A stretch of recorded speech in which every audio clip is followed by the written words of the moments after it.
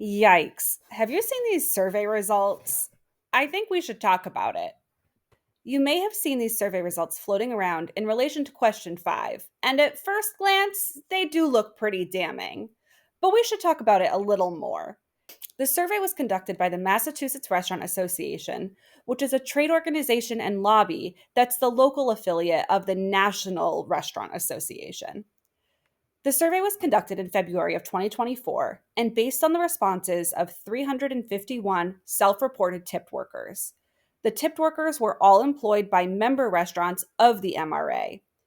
Although we are given a bit of demographic information, we don't have any information about how specific member restaurants were chosen out of the large MRA base of 1,800 members, nor do we know how tipped workers were selected to participate. This sample size is also a bit lower than standards for statistical reliability would require, since there are about 80,000 tipped restaurant workers in full service restaurants in Massachusetts. What we do know is that the majority of respondents live in the greater Boston area, with Western Massachusetts almost entirely unaccounted for, other than 1% of all respondents being from the metro Springfield area. 5% of respondents did live in other parts of the state that weren't given specific options, but the contrast here for participation is stark, and it may not be representative of the state's workers as a whole. It's actually worth taking a look at the state's household income data and its overlap with the respondent locations. On this map, the darker areas represent higher earnings, and the lighter areas represent lower earnings. It doesn't appear that this survey meaningfully represents lower income communities in the state. The summary of this survey states the majority of respondents believe there will be negative impacts if the law passes. In particular, workers believe that customers are unlikely to tip on top of a mandatory service charge. They also oppose a mandatory tip pool with back of house or kitchen staff. So there are some pieces here that are not actually part of the language in the proposed law. But before we get to that, let's take a look at the information workers were given before answering the survey questions. The first part here briefly explains the ballot proposal, which is to eliminate the tip credit that allows employers of tipped workers to pay wages as low as $6.75 an hour as long as they make enough tips to equal the true minimum wage of $15 an hour, thereby creating a kind of two-tiered wage system.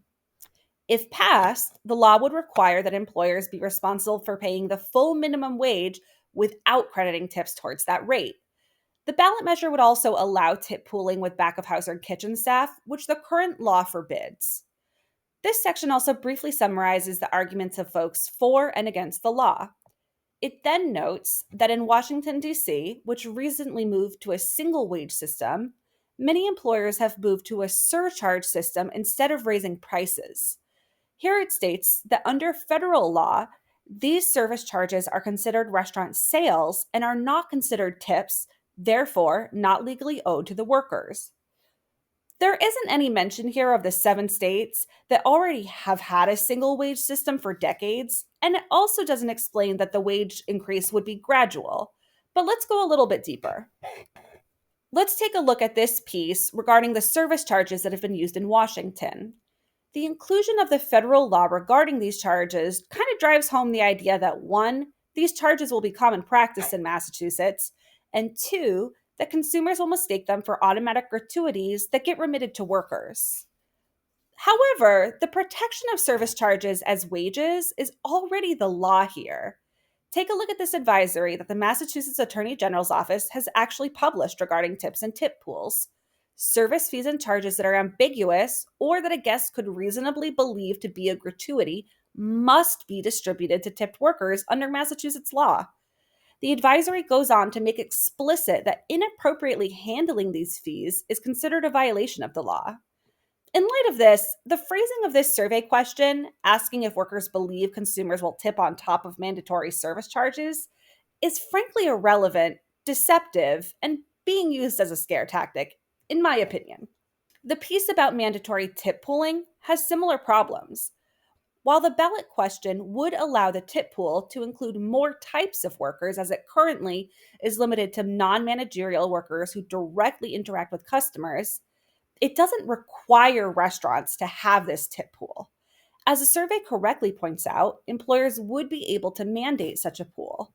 But what they omit is that mandatory tip pooling already exists under the current law. As the law stands today, workers can be forced to pool all of their tips together and can be forced to give a portion of their personal tips to other workers. Additionally, the current law allows for employers to set the structure of the tip pool any way they like and does not require transparency or consent from workers within the pool. If an employer so chose, they could create a tip pool structure where bartenders and servers received only 10% of the tips, while hosts and bussers received the remainder. I imagine that an employer with this policy would have a challenging time attracting and retaining workers, but it would be legal. This is how the law already stands today. The ballot measure itself does not change that in any way other than to allow kitchen staff to participate. So, again, the question, do you support mandatory tip pooling, is not relevant to the proposed change to the law, and it serves only to frighten tipped workers. I also want to touch quickly on the survey respondents' reported wages, which includes both that base rate and the tips. On the lowest end, we do have 12% of respondents making between $15 and $20 hourly, including both that base rate and their tips. I understand that this graph is intended to show that the majority of workers are earning at least $20 an hour, but I feel very strongly that we should not be ignoring the folks who may be making less, especially when our responses are already from primarily higher earning areas. I especially don't like that the respondents could not choose anything below $15 hourly, even though they may be facing issues meeting the minimum wage every shift and having their employers make up the difference.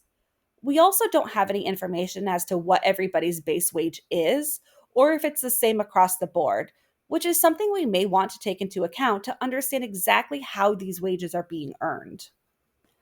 Besides the MRA, there is another organization opposing the ballot measure who surveyed opinions on question 5. Massachusetts Restaurants United describes itself as a group of restaurant professionals and initially formed as a coalition advocating for the needs of restaurants during the COVID-19 pandemic. Their poll was a bit simpler than MRA's, focusing mostly on the law as a whole, with 90% of respondents saying they oppose the law as written. It's a bit tough to know exactly what that means since there are several pieces to the law. Maybe some respondents don't like the way the law is written because they think the time frame of reaching 15 is too gradual. I tried to look for a bit more information on the survey itself, but all I found was this old Instagram post stating that the link to complete the survey was in their bio. When I checked, the link for workers seems to have been replaced by a survey focused on restaurant owners and managers. The survey is a Google form, which could potentially allow for some pretty bad data. It's unclear how many responses they got or if there was any vetting of the responses behind the scenes. But this format unfortunately allows for repeat entries and no clarity on who or where the respondents are. In the world of surveys and data, I would have to call this one flawed as hell and not really worth the time it took to make that pie chart. Whoa, it's always fun talking about worker rights. I'm having a great time. I'm Marie. I'll be making some more of these. I think it's important that we have good information out there on question 5 and labor law in general. Of course, all opinions here are my own, not those of my employer, etc., etc.